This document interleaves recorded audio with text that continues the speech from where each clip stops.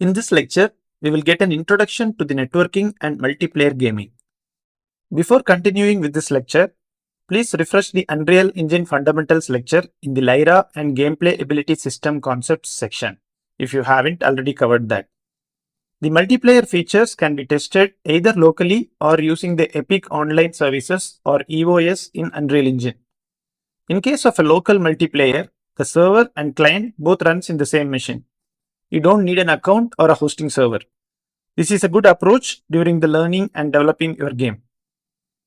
Lyra supports the Epic Online Services or EOS mode. This mode needs multiple free accounts created in Epic Games portal. And you also need to get the Unreal Engine source code and compile the Lyra project using the source code build. This process also needs at least 32 GB of RAM for a smooth process. Though you can try with the Lyra downloaded version, it's better to follow the Unreal Engine source code build process and learn through the deployment process, which will eventually help you to deploy your games online.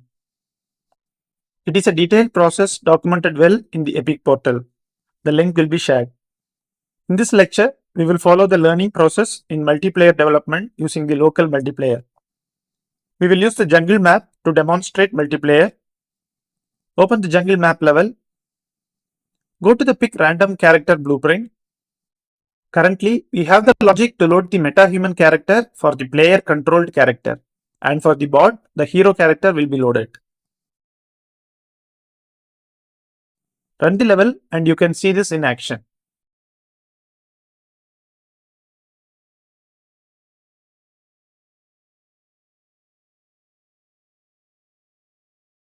In the jungle level, I have placed 3 player starts. One of them tagged as shooter for the bot controlled character to spawn. 2 other player starts for the player controlled characters in the multiplayer scenario. Now let us change the logic in the pick random character blueprint to support multiplayer.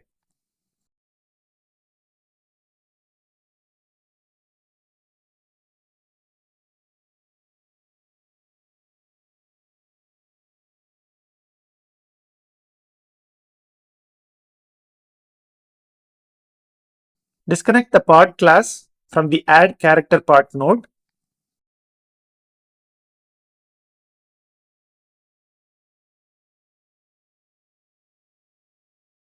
Add a get game state node. This node has the information about our complete game.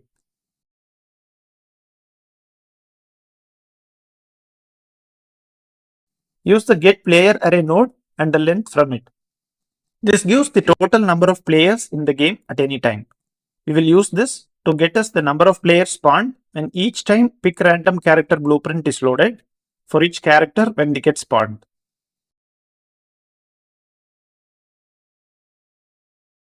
The player array count increments each time from 1 to 3. So add a select node and connect it to the add character part class.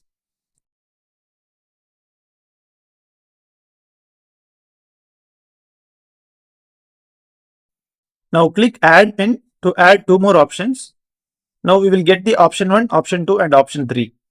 Connect the length to the index of the select node. We will select the metahuman blueprints for the options.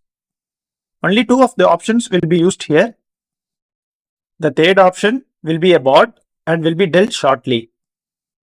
Try with different metahumans or any characters here based on your system performance.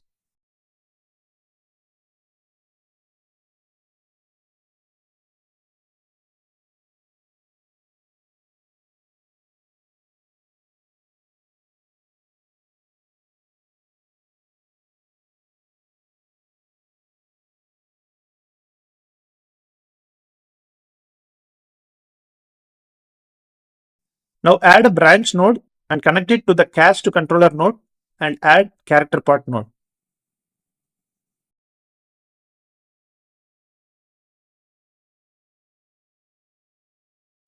Remove the old select node. Connect the return value from each player controller to the branch condition. True condition will be for the player controlled characters. It's connected to the add character part. Now for the bot, add another add character part node. Connect the false condition to it.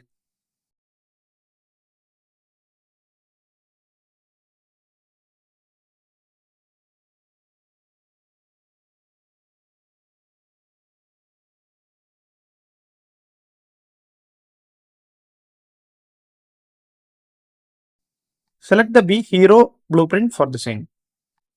This completes our blueprint changes for pick random character. If you are learning different scenarios, have separate copy of the pick random character blueprint and configure it in the experience data asset.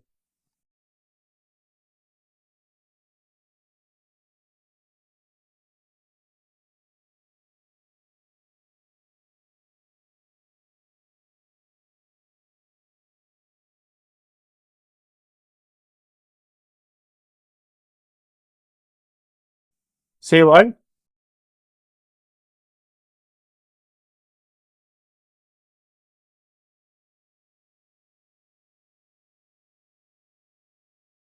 Click the three dots near the play button. Under the multiplayer options, select 2 for the number of players. Select the net mode as play as listen server. This will allow us to play the server in the viewport, which is the hosting server for the game, and the joining client in a pop-up window. You can select whichever you want to control at a time by clicking on the window.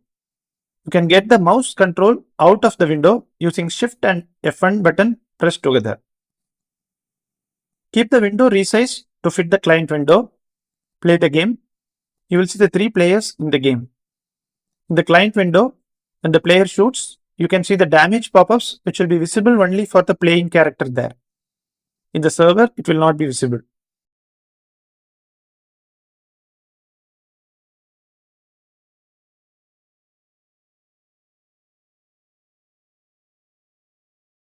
Same way, now take the control in the server and shoot at the bot. You can see the damage pop-ups in the server and not in the client. You can see the full multiplayer in action here. Now remember, we added 2 additional variables to the hero mannequin Lyra character, which is shared for all the characters on screen. Those variables are added to implement the unarmed functionality for the character. Let's see how the multiplayer behaves for the unarmed scenario. Go to the Shooter Core Content game folder.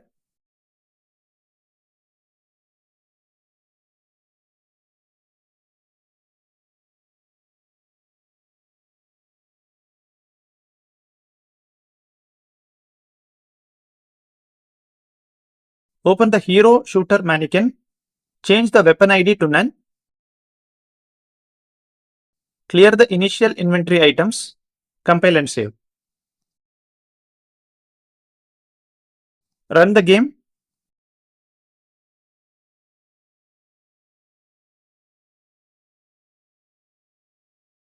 You can see the server is working fine.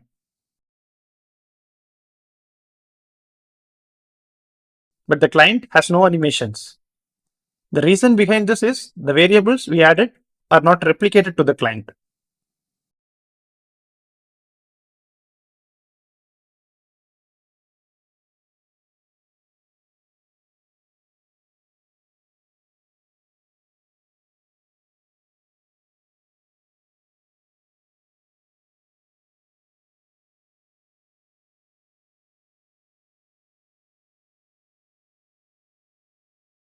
Go back to the hero mannequin blueprint.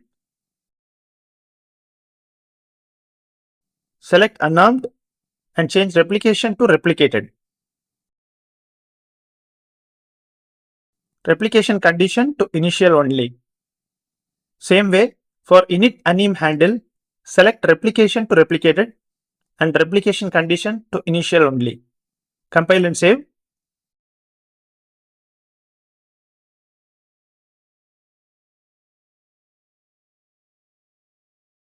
Now you can see the client with animations working.